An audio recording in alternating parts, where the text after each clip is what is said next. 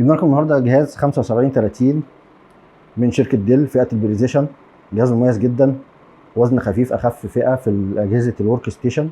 وزن خفيف جدا وجهاز مميز والتصميم بتاعه جميل جدا. قرب معايا كده يا باشا، هنبص على المواصفات. المواصفات بتاعت الجهاز دوت اي 7 جيل 8 8850 اتش. تردد البروسيسور بتاعه عالي جدا. ده كده هو ما بيشتغلش على الجهاز عامل 1.6، بيوصل لحد 4 جيجا هرتز.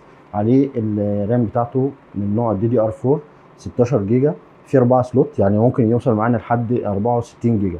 وفي كارت الشاشه الانتل الترا اتش دي جرافيكس 630 بمساحه بتوصل لحد 8 جيجا، بياخد شيرنج معلومات لحد النص. وفي كارت النفيديا كوادرو مميز جدا بي 2000.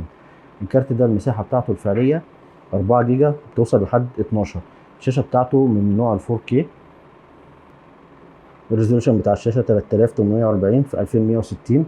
جهاز مميز جدا وتصميمه جميل وشيك جدا.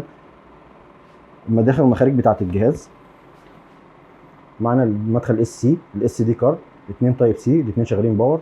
اماكن التبريد، مدخل الشاحن، اتش دي ام اي، الديسبلاي الميني، الايثرنت، تبريد للبروسيسور وكارت الشاشه. فيه فانتين.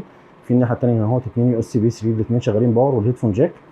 القاعده بتاعته مميزه جدا، فتحات التهويه بتاعته كتير، والاواعي بتاعت التعريف.